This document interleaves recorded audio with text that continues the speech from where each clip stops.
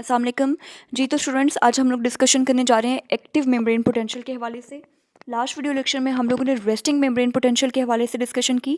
Students, जैसे कि मैं आप लोगों को बता चुकी हूँ कि हमारी बॉडी में कुछ सेल्स पाए जाते हैं जिन्हें हम न्यूरॉन्स का नाम देते हैं। और न्यूरॉन्स बेसिकली वो सेल्स हैं जो कि मैसेजेस के ट्रांसपोर्ट में इन्वॉल्व होते हैं। आपकी बॉडी में डिफरेंट काइंड के सेल्स पाए जाते हैं, हर सेल का अपना एक मकसद है। न्यूरॉन्स वो सेल्स हैं जो कि पैगामात की तरसील में, मैसेजेस के ट्रांसपोर्ट में, मैसेजेस के कंडक्शन में इन्वॉल्व होते हैं। अब हमारे न्यूरॉन में से जब कोई मैसेज नहीं गुजर रहा होता, यानी कि हमारे पास जब कोई स्टिमुलस नहीं होता, तब हमारा न्यूरॉन जिस कंडीशन पर होता है उसे हम कहते हैं resting membrane potential.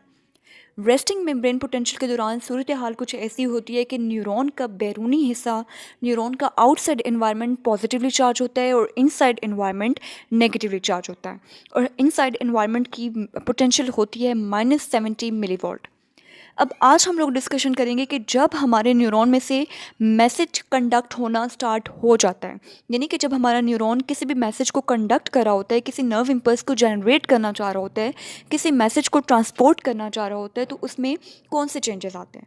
So students, जैसे कि आप लोग यहाँ पे देख सकते हैं, when there is no stimulus, जब हमारे न्यूरॉन में कोई स्टिमुलस नहीं होता तो न्यूरॉन का आउटसाइड इन्वायरमेंट पॉजिटिवली चार्ज होता है और न्यूरॉन का अंदरूनी हिस्सा नेगेटिवली चार्ज होता है। जब हमारे पास स्टिमुलस आ जाता है, थ्रेशोल्ड स्टिमुलस आ जाता है, यानी कि कोई हमारे पास एनवायरमेंटल चेंज आ जाता है जिसकी हम लोगों ने ट्रांसपोर्ट करनी होता है, जिसको हमने मैसेज कंडक्ट करना होता है, सो उस कंडीशन में हमारे न्यूरॉन में चार्जेस जो हैं वो चेंज हो जाते हैं। ठीक है, यानी कि हमारी जो न्यूरॉन की पोलराइजेशन है वो चेंज हो जाती है। न्यूरॉन का आउटसाइड हिस्सा यहाँ पे अब नेगेटिव बन जाता है और न्यूरॉन का इनसाइड हिस्सा पॉजिटिव बन जाता है।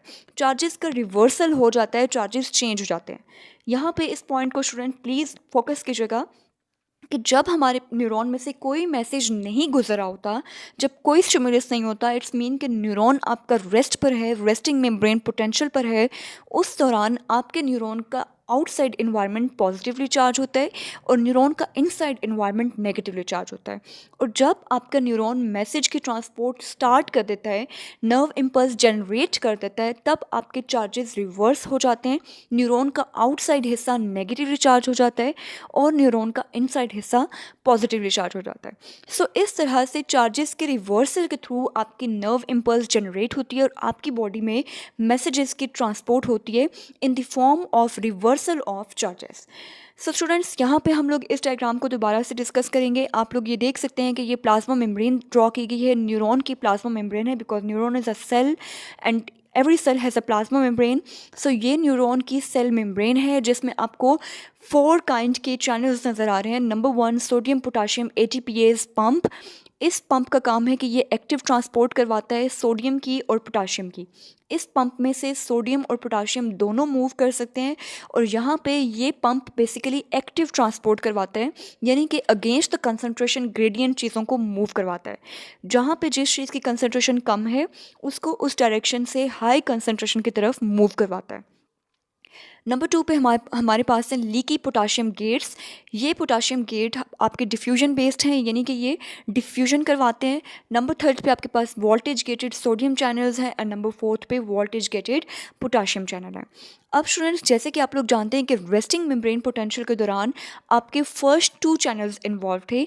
अभी आप लोग यहाँ पे देखेंगे कि एक्टिव मेम्ब्रेन पोटेंशियल के दौरान, यानी कि जब न्यूरॉन में से नर्व इम्पल्स जनरेट होना स्टार्ट हो जाती है और मैसेज की कंडक्शन स्टार्ट हो जाती है, उस दौरान आपके लास्ट 2 चैनल्स जो हैं वो ऑपरेट करना स्टार्ट हो जाते हैं और ये दोनों आपके एक्टिव हो जाते हैं।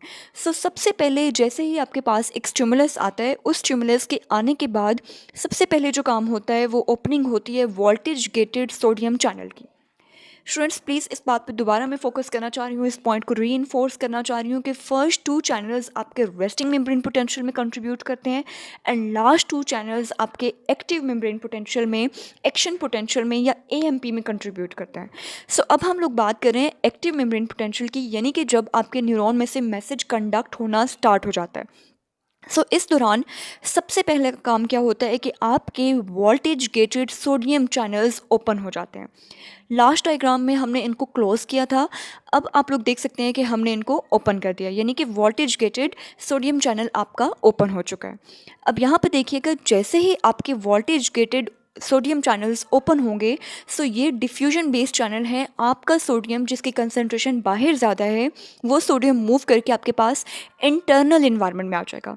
सोडियम की कंसनट्रेशन बाहर वाले इन्वायरमेंट में ज़्यादा है, वहाँ से सोडियम मूव करके इंटरनल इन्वायरमेंट में आ जाएगा।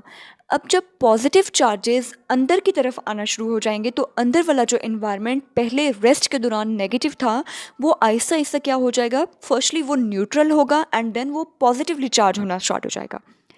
जिस तरह से आपके ये charges voltage gated sodium channels के ओपन होने की वजह से पॉजिटिवली चार्ज सोडियम मूव करके रश करके अंदर आएगा और अंदरूनी एनवायरनमेंट जो कि रेस्टिंग मेम्ब्रेन पोटेंशियल के दौरान नेगेटिव था वो अब बच्चों क्या हो जाएगा, डीपोलराइज हो जाएगा। डीपोलराइजेशन का क्या मतलब है कि ये जो इंटरनल नेगेटिव चार्ज था वो आपका ख़त्म होकर 0 मिली वॉल्ट पे चला जाएगा, यानी कि आपके इंटरनल नेगेटिव चार्जेस बिल्कुल नलीफाई हो जाएंगे। और फिर आपके पास मज़ीद सोडियम आयन जब मूव करके अंदर आएंगे तो ये आपके पास इंटरनल इन्वायरमेंट पॉजिटिवली चार्ज हो जाएगा और आपकी वैल्यूज़ 50 मिली वॉल्ट तक मूव करके पहुँच जाएंगी। जैसे ही आपकी वैल्यूज़ 50 मिली वॉल्ट पर पहुंचेंगी तो अब क्या स्टार्ट हो जाएगा स्टूडेंट्स, अब आपके पास voltage gated sodium channels open होना स्टार्ट हो जाएंगे। वोल्टेज गेटेड पोटाशियम चैनल्स के ओपन होने की वजह से वोल्टेज गेटेड पोटाशियम चैनल्स आपके पास ओपन हो जाएंगे। और जैसे ही आपके voltage gated potassium channels open होंगे सो अब स्टूडेंट्स आपका पोटाशियम जिसकी कंसनट्रेशन अंदर ज़्यादा है ये अंदर से मूव करके बाहर की तरफ चला जाएगा।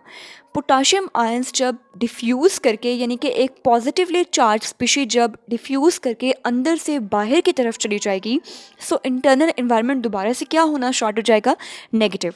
सो इस चीज़ को हम नाम देंगे रीपोलराइजेशन का, यानी कि दोबारा से आपका इंटरनल इन्वायरमेंट नेगेटिव होना स्टार्ट हो गया है and this is because of the opening of potassium channels.